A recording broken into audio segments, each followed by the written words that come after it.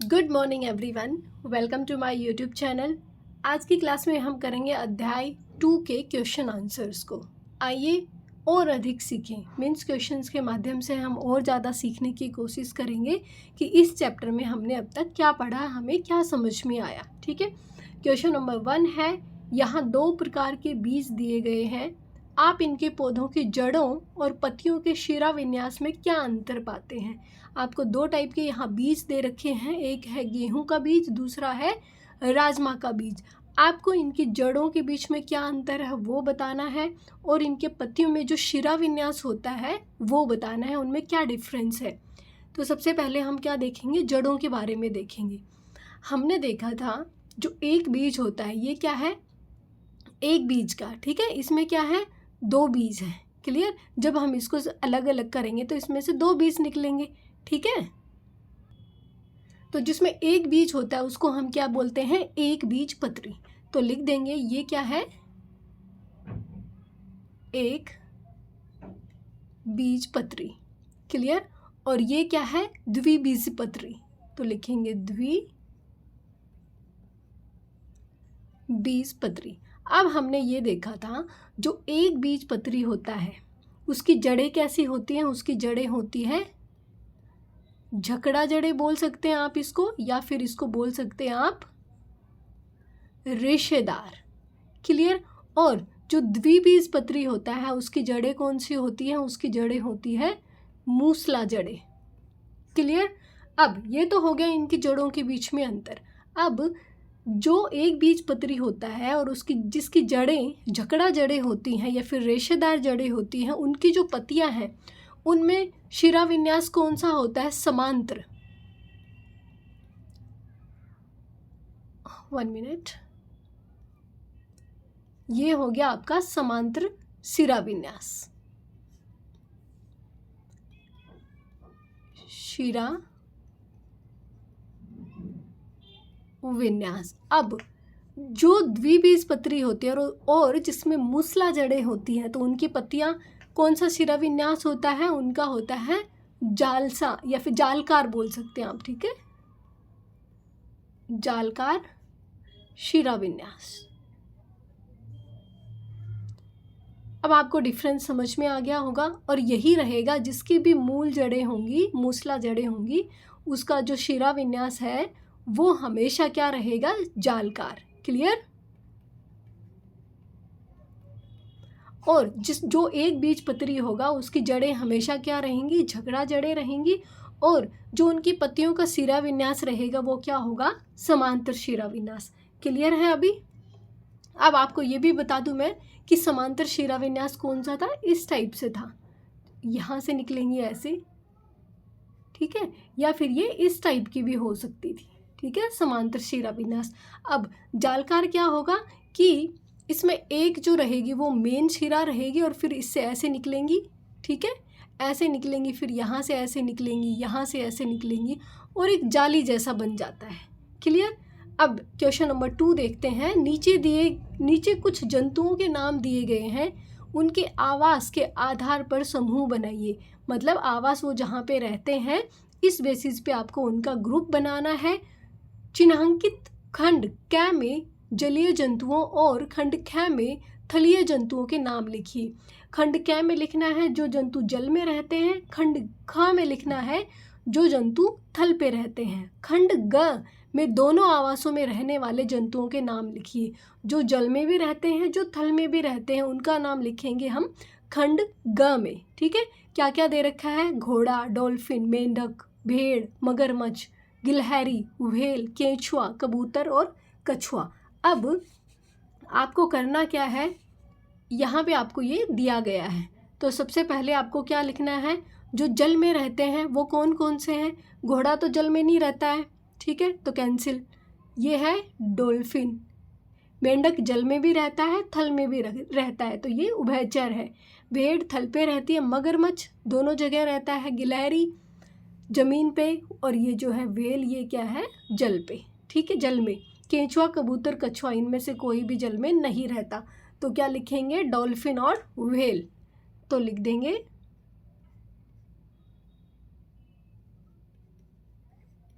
Dolphin और यहाँ लिख दिया व्हेल। ठीक है, अब ख की बारी। ख में क्या क्या है, हम लिखेंगे घोड़ा, दूसरा है हमारे पास भेड़, क्योंकि मेंढक तो दोनों जगह रहता है, भेड़, मगरमच्छ भी दोनों जगह रहता है, तो इसके नीचे ऐसे अंडरलाइन कर देती हूँ मैं। फिर बारी आती है गिलहरी,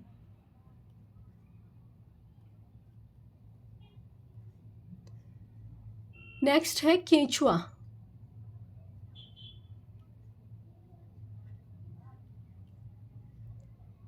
और उसके बाद है कबूतर।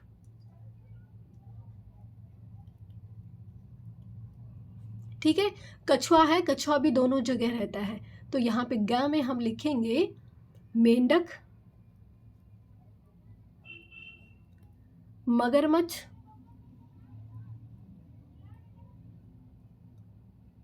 मगरमच्छ,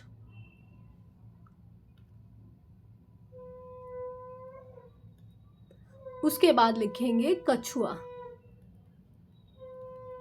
ये हो गया आपका क्वेश्चन नंबर 2।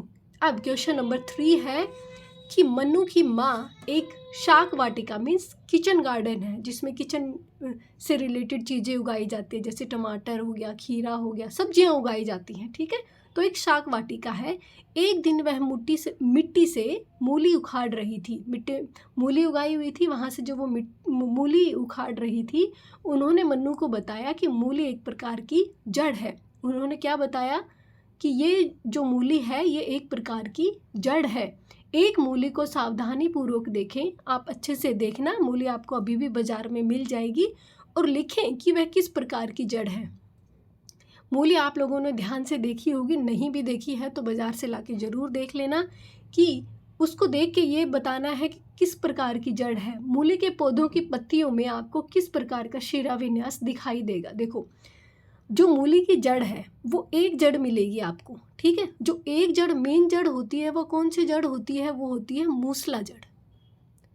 ठीक है, मूसला जड़ है जो मूली की जड़ है वो, और इसके पास आपको छोटे छोटे पार्ट्स आपको देखने को मिलेंगे। ठीक है, एक्स्ट्रा में छोटी छोटी जड़ें भी दिखेंगी, बहुत ज़्यादा नहीं मिलेंगी, कम मिलेंगी। और जो मूली के जो पौधे हैं उनकी पत्तियों का शिरा विन्यास आपको कैसा देखने को मिलेगा, ये आपको देखने को मिलेगा जालदार। ठीक है, तो लिख देंगे आप जालकार शिरा विन्यास। मैं आपको अभी फोटो दिखा दूंगी, जालकार शिरा विन्यास। अभी मैं आपके लिए फोटो ओपन कर देती हूँ। ये देखो, ये है मूली। ठीक है, अब यहाँ पे देखोगे तो ये देखो छोटी छोटी जड़ें, ये 1 मिनट ध्यान से जब आप देखोगे तो ये देखो, ये छोटी सी जड़ है। यहाँ पे थोड़ा और ऊपर जब हम इसको करेंगे तो इसकी लेंथ बढ़ जाएगी। सॉरी, ये देखो यहाँ पे ये छोटी सी जड़ है, और ये जो है ये पूरी एक मेन जड़ है। तो ये कौन सी जड़ हो गई, ये हो गई जालकार। ठीक है, अब इसका मूसला जड़ हो गई। अब इसकी पत्तियाँ आप ध्यान से देखो, इसकी पत्तियों में जो पैटर्न आपको दिखाई देगा ये है, देखो यहाँ से ये है, फिर यहाँ से निकली, यहाँ से निकली, ये देखो कौन सा शिरा विन्यास आपको दिखाई देखा, ध्यान से देखो, ये देखो यहाँ से निकली, ये हो गया जालकार शिरा विन्यास। ठीक है, समझ में आ गया। अब नेक्स्ट क्वेश्चन नंबर 4, नीचे दिए गए चित्रों में पर्वतीय बकरी और मैदानों में पाई जाने वाली बकरी को देखें। 2 बकरी है, ये पर्वतीय बकरी जो पहाड़ों पे रहती है, ये है मैदान में रहने वाली बकरी। उनके बीच समानताएं और अंतर बताएं। इन दोनों के बीच में आपको डिफरेंस बताना है और क्या सिमिलरिटी है ये बताना है। साथ ही यह भी बताएं कि इन अंतरों के क्या कारण हैं। इनके बीच जो डिफरेंस है उसका कारण क्या है। अब जो कारण है वो तो सीधा सा है, जहाँ ये इनका जो आवास स्थान है वो अलग अलग है, एक पर्वत पे रहती है, एक मैदान में रहती है। तो सबसे पहले हम इनके बीच में होने वाली समानताएं देख लेते हैं। तो समानताएं क्या क्या है कि दोनों ही बकरियों के पास कितने पैर हैं, 4 पैर हैं। ठीक है, क्या लिखेंगे, दोनों ही बकरियां 4 पैर वाले, और ये स्तनधारी है, मीन्स इनके थन भी हैं। ठीक है, अब लिखोगे कि दोनों का शरीर जो है वो बालों से ढका होता है, दोनों का शरीर बालों से ढका होता है और दोनों ही बकरियां क्या है, घास पर निर्भर करती हैं, ठीक है, पौधों पर निर्भर करती हैं। दोनों घास, पेड़ों की पत्ती,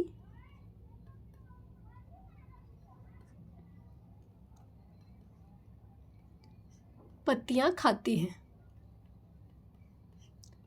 ठीक है। अब ये तो हो गई इनके बीच में क्या समानताएं थी। अब इन दोनों के बीच में अंतर क्या है, देखो ध्यान से देखोगे तो इनके पैरों की जो लंबाई है वो कम है और इनके पैरों की लंबाई क्या है, ज़्यादा है। तो दोनों के बीच में अंतर क्या है, दोनों की पैरों की लंबाई ऐसे लिख देंगे, पर्वतीय स्थान पर रहने वाली बकरी के पैरों की लंबाई कम है, मैदान में रहने वाली बकरियों के पैरों की लंबाई ज़्यादा है, ठीक है। यहाँ पे लिख लेना, ज़्यादा जगह नहीं है, मैं लिखूँगी नहीं, केवल डिफरेंस बता रही हूँ, क्लियर। अब दूसरा, इनका जो बाल है, इनके बालों की लंबाई ज़्यादा है, इनके बालों की लंबाई कम है, ठीक है। क्यों? अब इनके बीच में ये जो अंतर है इसका कारण क्या है, ये जो बकरी है ये ठंडे इलाके में रहती है, इसलिए इसके बालों की लंबाई ज़्यादा है, क्यों है ज़्यादा लंबाई, ताकि ये ठंड से बची रह सके, क्लियर। अब इसकी बारी आती है, इसके बालों की लंबाई कम है, ऐसा क्यों? क्योंकि मैदान में क्या है कि गर्मी ज़्यादा होती है, ठीक है, ठंड भी होती है, गर्मी भी होती है। ठंड से बचने के लिए इन पे छोटे छोटे बाल होते हैं और गर्मी से बचने के लिए हम क्या करते हैं, इनके बालों को काट देते हैं, ठीक है। तो ये इनके दोनों का डिफरेंस है। जहाँ पे ये रहती है आवास स्थान के कारण, इनकी जो भौगोलिक स्थिति है वहाँ की, पर्वतीय क्षेत्र की और मैदानों की, तो इसलिए इन दोनों के बीच में ये डिफरेंस है। क्लियर हो गया। नेक्स्ट है आपका क्वेश्चन नंबर 5। पाठ में चर्चा की गई विशेषताओं के अतिरिक्त किसी अन्य विशेषता के आधार पर जंतुओं के 2 समूह बनाए। ये क्या था, हमने यहाँ पे ये जो पाठ है हमने जो किया है इसमें हमने 2 तरीके से किया था, एक तो जल में रहने वाले, एक थल में रहने वाले, इस टाइप से हमने 2 समूह बनाए थे। लेकिन आपको उन दोनों के अलावा समूह बनाना है। एग्जाम्पल है गाय, तिलचट्टा जो कि कॉकरोच है, कबूतर, चमगादड़, व्हेल, कछुआ, मछली, टिड्डा, छिपकली। अब आप इसमें ऐसे कैसे बना सकते हैं, हम क्या बना सकते हैं कि जो उड़ने वाले हैं और जो उड़ने वाले नहीं हैं, इस बेसिस पे हम ग्रुप बना सकते हैं। तो क्या लिखेंगे हम इनको लिख सकते हैं उड़ने वाले जंतु, ठीक है, नीचे लिख देती हूँ, उड़ने वाले जंतु। यहाँ पे लिख देंगे ना उड़ने वाले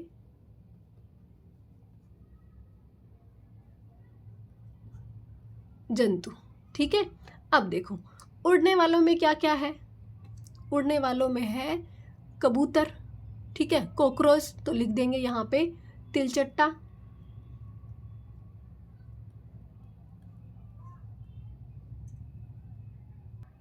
अब कॉकरोच की कुछ प्रजाति ऐसी होती हैं जो उड़ सकती हैं, इसलिए यहाँ पे मैंने कॉकरोच को भी लिखा है, ठीक है।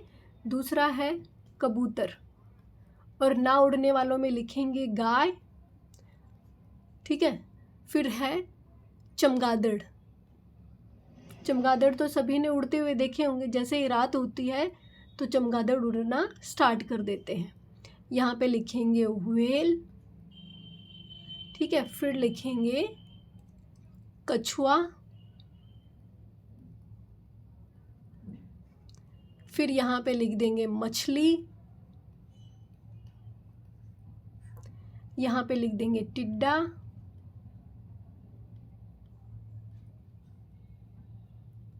ठीक है। फिर बारी आती है छिपकली की। क्लियर। अब आप और भी बना सकते हैं, ऐसा ज़रूरी नहीं है उड़ने और ना उड़ने वाले ही बनाएंगे, ठीक है। ऐसा भी लिख सकते हैं कि जिसके जो वर्टिब्रे होते हैं या इनवर्टिब्रेट्स, कुछ भी लिख सकते हैं। अभी आपकी क्लास में वो सब चीज़ें आई नहीं है, इसलिए आप यही लिख सकते हैं, ठीक है। या फिर और आप किस बेसिस पे कर सकते हैं? जल और थल का तो करना नहीं है, तो साथ में क्या कर सकते हैं, जल जीव और अर्ध जल जीव, जो जल में भी रहते हैं जो थल में भी, दोनों को एक साथ लिख देंगे। ठीक है, क्योंकि ऐसा तो था नहीं कोई भी वहाँ पे ग्रुप, तो जल जीव और अर्ध जल जीव दोनों को एक ग्रुप में रख लेंगे, और जो स्थलीय जीव रहेंगे और जो वायु जीव हैं जो उड़ने वाले हैं उनको एक ग्रुप में रख लेंगे, तो एक ग्रुप और बन जाएगा। ठीक है, इस तरीके से भी कर सकते हो। नेक्स्ट है हमारे पास क्वेश्चन नंबर 6। जनसंख्या के बढ़ने और मनुष्यों द्वारा अधिक सुविधाजनक जीवन की चाह में विभिन्न आवश्यकताओं की पूर्ति के लिए वनों की कटाई की जा रही है। यह हमने पढ़ा था कि हम मनुष्य अपनी सुविधा के अनुसार पेड़ पौधों को काटते हैं अपने लिए, ठीक है, अपनी आवश्यकताओं की पूर्ति के लिए। यह हमारे आसपास के परिवेश को कैसे प्रभावित करता है। अब ये जो हम करते हैं, पेड़ पौधों की जो कटाई करते हैं, तो ये हमारे जीवन को किस तरीके से प्रभावित करता है। आपके विचार से हम इस चुनौती का निदान कैसे कर सकते हैं। आपसे पूछा गया है कि आप इस चुनौती का निदान किस तरीके से करेंगे। अब देखो, जब हमने पेड़ पौधों को काटा है अपनी सुविधा के लिए, तो इसका मतलब है कि पेड़ पौधों की कमी हो रही है। तो सबसे पहला कारण क्या होगा, प्रभावित करने वालों में सबसे पहला कारण क्या होगा कि हमारी जलवायु में परिवर्तन होना स्टार्ट हो जाएगा। अब आप देखोगे कि मौसम, गर्मी में ज़्यादा दिनों तक गर्मी रहती है, बारिश टाइम से पहले आने लगी है, तो ये सभी क्या है, पेड़ पौधों को जब ज़्यादा काटा गया है तो ये जलवायु परिवर्तन हुआ है। एक हम पढ़ रहे हैं जैव विविधता। आपको ये पता होगा कि हम पेड़ पौधों, जंगलों को इस तरीके से काटेंगे तो जो जैव विविधता है उसका नुकसान होगा। ठीक है, जैव विविधता का नुकसान, जैव विविधता का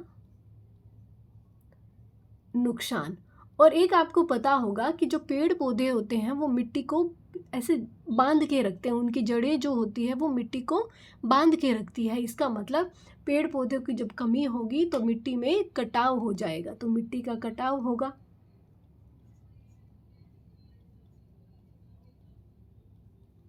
और एक सबसे मेन बात कि पेड़ पौधों के कारण बारिश होती है। ठीक है, अगर पेड़ पौधे काटेंगे तो बारिश में कमी आएगी, बारिश में कमी आएगी तो जहाँ पे जल स्रोत हैं उनका भी क्या होगा, नुकसान होगा, पानी की कमी हो जाएगी, और हम सांस लेने के लिए जो ऑक्सीजन यूज़ करते हैं उसमें भी कमी आएगी, फ्रेश एयर हमें नहीं मिलेगी। ठीक है, तो ये सारे क्या हैं कि अगर हम अपनी सुविधा के अनुसार वनों की कटाई करेंगे तो हमारी जो सराउंडिंग्स है, हमारा जो परिवेश है वो इस तरीके से प्रभावित होगा।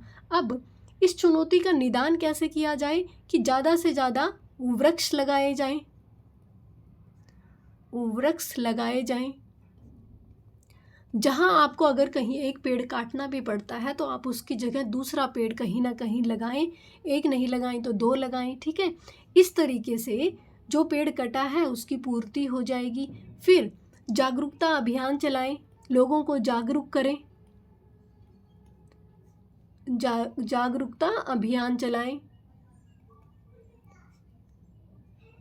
ताकि लोगों को जागरूक किया जा सके कि पेड़ पौधे हमारे लिए कितने इम्पोर्टेंट हैं। ठीक है, और जब लोग जंगलों को काटते हैं तो उनके लिए गवर्नमेंट को क्या करना चाहिए कि कुछ कड़े नियम बना देने चाहिए। ठीक है, ताकि लोग पेड़ों को ना काटें। इसी तरीके से हम इसका निदान कर सकते हैं। बाकी आपके दिमाग में कुछ जो भी चीज़ें आती हैं इनकी चुनौती का निदान करने के लिए आप वो सभी भी लिख सकते हो। ठीक है, नेक्स्ट है क्वेश्चन नंबर 7, फ्लो चार्ट का विश्लेषण करें। आपको नीचे एक फ्लो चार्ट दिया गया है, इसमें क और ख के कौन कौन से उदाहरण हो सकते हैं। तो फ्लो चार्ट क्या है, सबसे पहले एक पौधा है। ठीक है, पूछा गया पौधा है कि हाँ पौधा है, क्या इसमें पत्तियां हैं, हाँ है, क्या इसमें जालिका रूपी शिरा विन्यास है, नहीं।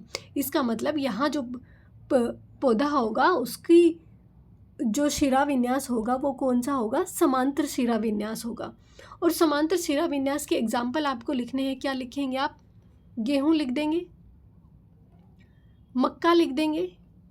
ठीक है, और भी आप लिख सकते हैं। दूसरा, जिनका जालिका रूपी शिरा विन्यास है, पूछा गया हाँ जालिका रूपी है, तो एग्जाम्पल क्या लिख देंगे आप, राजमा लिख देंगे, मूली लिख देंगे, अभी हमने किया है ये सब। ठीक है, और भी एग्जांपल्स आप लिख सकते हैं, ज़रूरी नहीं जो मैंने लिखा है आप वही लिखेंगे। ठीक है, जैसे ये इसमें लिख सकते हैं आप आम लिख सकते हैं, नीम लिख सकते हैं। ठीक है, और यहाँ पे आप क्या लिख सकते हैं, कोई भी घास लिख सकते हैं। ठीक है, धान भी लिख सकते हैं, और भी एग्जांपल्स आप लिख सकते हैं जो आपको अच्छे लगे लेकिन सही होने चाहिए। नेक्स्ट है कि राज अपने मित्र संजय से तर्क करता है कि गुड़हल का पौधा एक झाड़ी है। ठीक है, अपने दोस्त से बात कर रहा है कि गुड़हल का पौधा एक झाड़ी है। संजय इसके स्पष्टीकरण के लिए कौन से प्रश्न पूछ सकता है।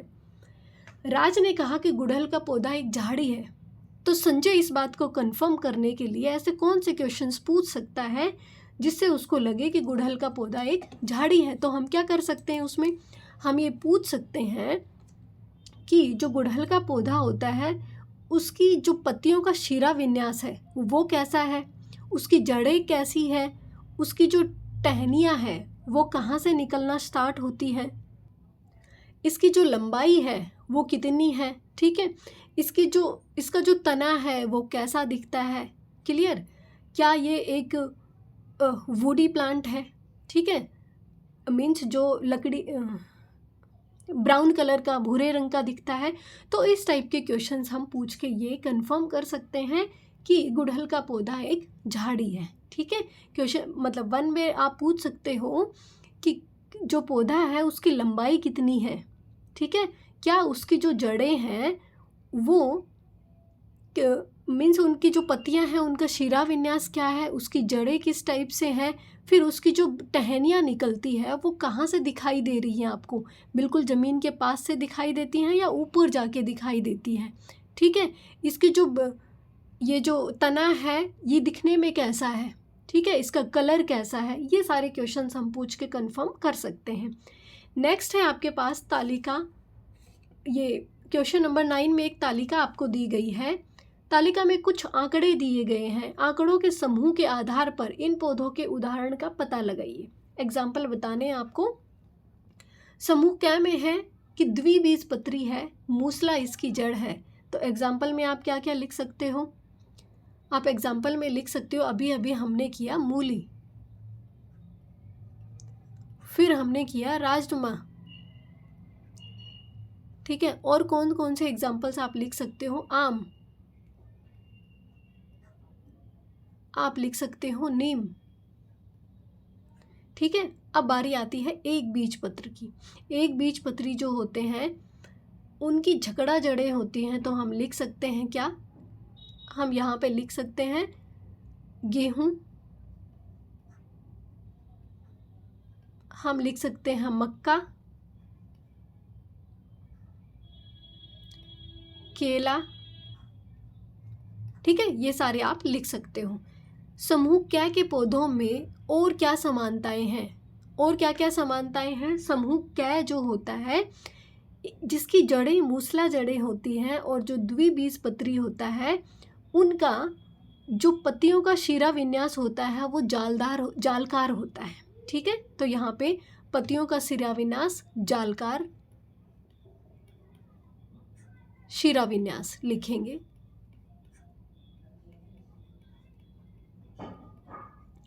नेक्स्ट है समूह ख के पौधों में आपको और क्या समानताएं दिखती हैं। तो जो इनका शिरा विन्यास है वो क्या है, समांतर होता है, समांतर शिरा विन्यास, ये विन्यास लिखेंगे। ठीक है, अब नेक्स्ट है आज का लास्ट क्वेश्चन है शायद ये क्वेश्चन नंबर 10।